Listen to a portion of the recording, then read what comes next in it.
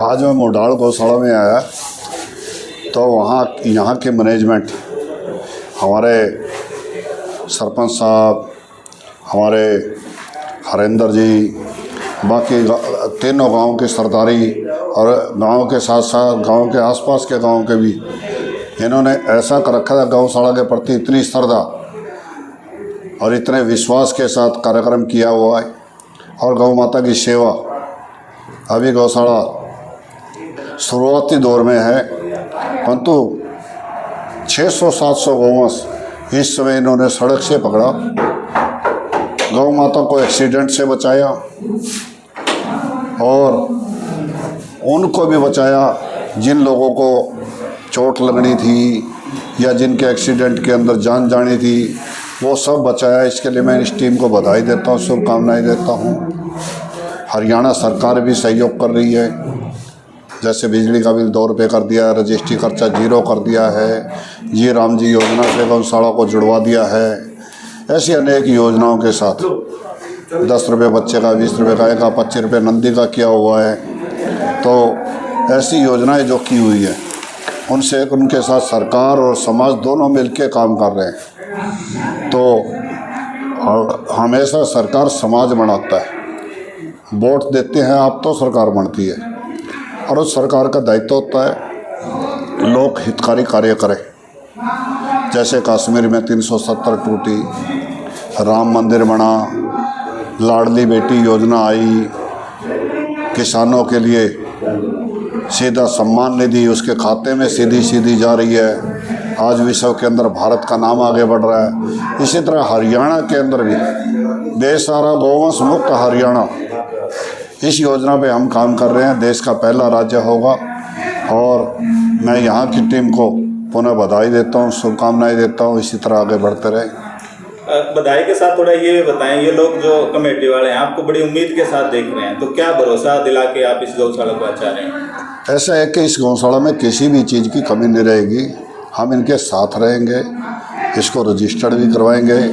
Registered होने के बाद जो सरकार की योजनाएं हैं, जैसे गौशालाओं में शेड देना, गौशालाओं में 10 रुपये, 20 रुपये, 25 रुपये की डेली की योजना है, और जी राम जी योजना से शेड है, खोर है, खेड़ है, फरस है, नाली है, वो सब हर तरह की योजना इनको हम आगे बढ़ाएंगे।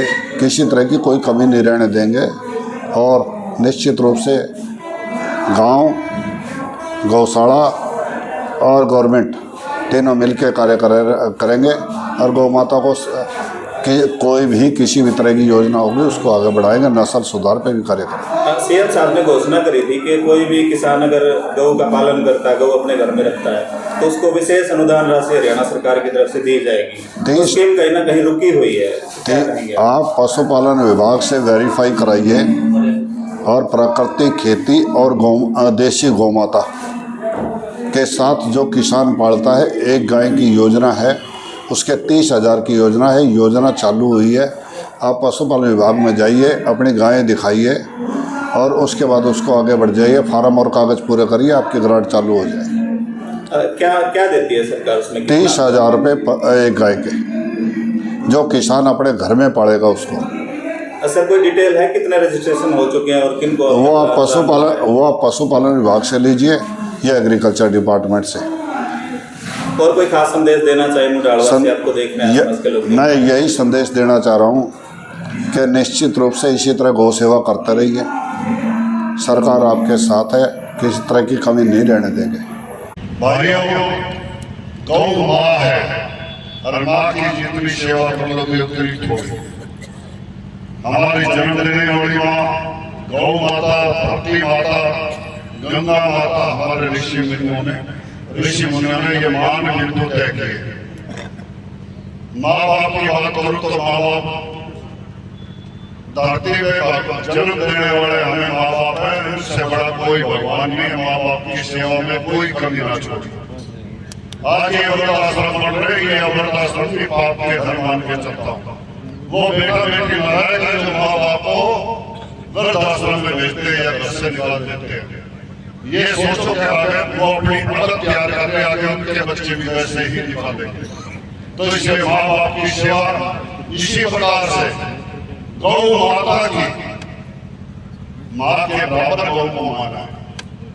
हमारे ऋषि मुनियों ने माना, हमारे महापुरुषों ने माना, हमारे बुजुर्गों ने माना। क्यों माना? सोचने की बात है, थोड़ा चिंतन करना पड़ेगा। और चिंतन करते हुए अपने को आया जब ये खेत में हल जोता था, खेत में बराबर भाई के तरह काम करता था, तो गौ माता का बेटा हमारा बहली तो हुआ करता। जब हम खुशी मनाया करते, बछड़ा पैदा हुआ, गाय ने बछड़ा दिया, उसी प्रकार से गौ माता गोबर देती थी, गौमूत्र देती थी, हमारे खेत में खाद का काम करते थे, हमारे धरती माता का भोजन था, तो खेत में अन्न पहुंचता था, हमारे बच्चों का पेट भरता था, हमारा पेट भरता था, समाज के और लोगों का भला होता था। तो गौ माता हमारे भला करके हमारे बच्चों का भला करते। उसी प्रकार से गौ माता दूध देती थी, उसका मक्खन बनाते थे, घी बनाते थे, पनीर बनाते थे, दुनिया भर की मिठाइयां बनाते थे। हमारे घर में दूध दही की कमी नहीं रहने देती थी। यही गौ माता थी जिसने देश हरियाणा जित दूध दही का खाना, ये बात पूरे हरियाणा के बारे में करवाती थी। और वो हमारे घर की शान हुआ करती थी। हर घर में एक गौशाला हुआ करती थी, हर घर में गौ माता हुआ करती थी। गौ माता पालन हमारा पालन करती थी, पोषण करती थी, हमारी धरती को ठीक करती थी, हमारे खेत में उसका बच्चा काम करके हमारे खेत में मजबूती देती थी। आज हमने क्या किया? विदेशी गाय ले आए, पहले माँ से काम नहीं सकता, मौसी और रखेंगे ना, मौसी गौशाला में रही ना माँ गौशाला में घर में रही। विदेशी गाय सारी गौशाला में मैं देख रहा हूँ भीड़ लग रही है, यहाँ भीड़ लग रही है। तो इस प्रकार से देशी गायों को हमने उस चक्कर में निकाल दिया और उधर से हम ले आए भैंस।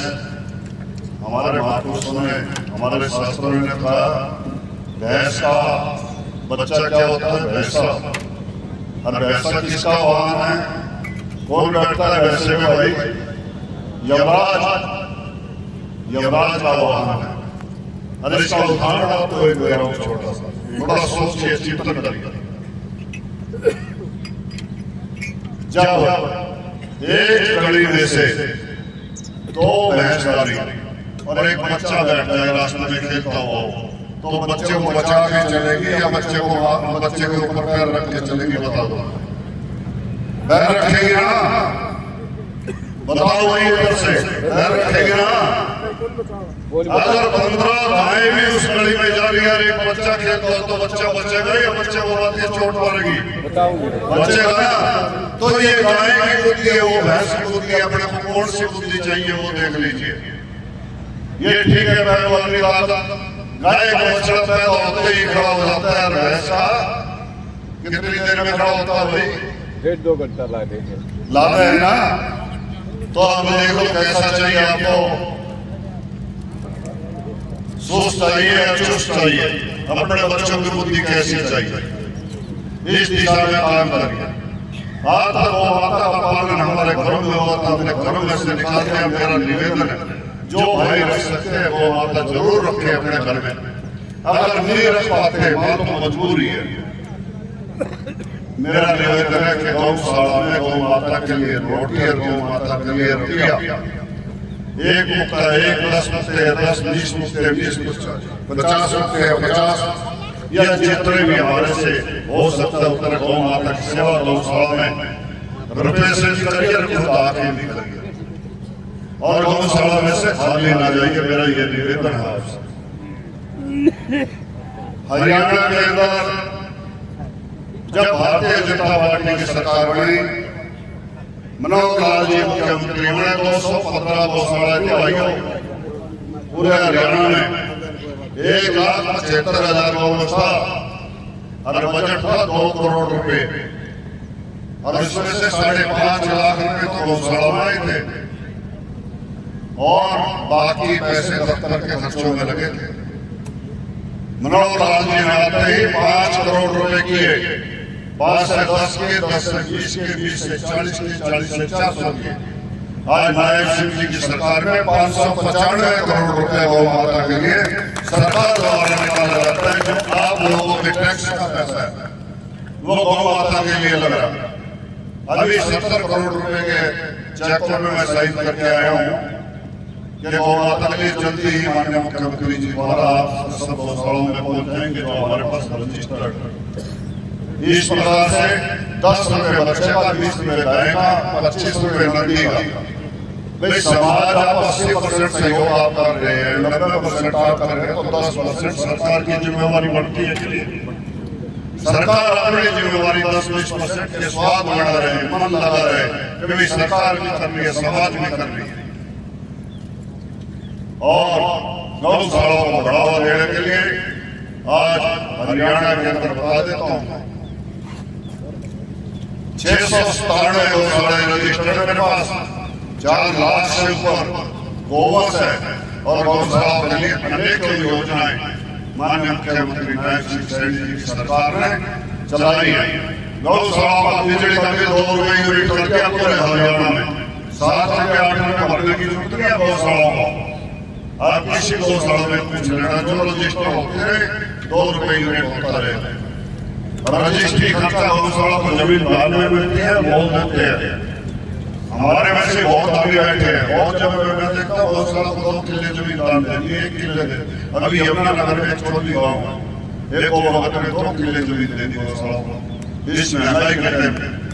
ऐसे वो हमारे यहाँ हर जगह है, जिस पे जो होता है वो करे। मैंने ये नहीं कहता कि हमारी ताकत बढ़ाओ तो हम दे, पर ताकत हो तो जरूर हम सहयोग करें गौशाला। कोई खड़ की बोली से, कोई चूरी की बोली से, कोई तूड़ी से, कोई हरे चारे से, जैसा भी सहयोग गौशाला को देना चाहिए। हमने रजिस्ट्री खर्चा 0% करवा दिया। गौशाला में सोलर के लिए हर गौशाला में सोलर लगवा रहे हैं, 330 में हमने लगवा दिए।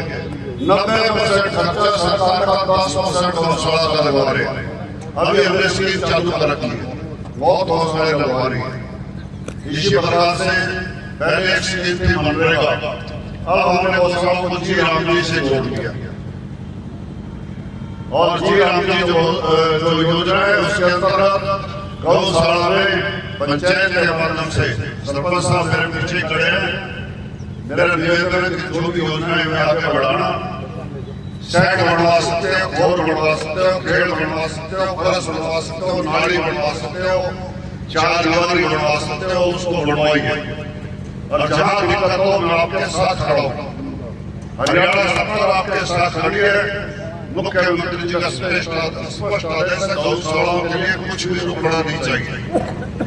और इस गौशाला के लिए जो योजना है उस योजना में जितना भी हो सकेगा, जो भी आप मेरे को कहेंगे, किसी तरह की गौशाला में साइट के रूप में हो, सोलर प्लांट के रूप में हो या अन्य कोई योजना है, उसके लिए जरूरत है। हर चीज में आपको पूरी तरह से हरियाणा गौ सेवा आयोग की ओर से सहयोग रहेगा, ऐसा मैं आपके बीच में घोषित करके जा रहा हूँ। बहुत बहुत धन्यवाद।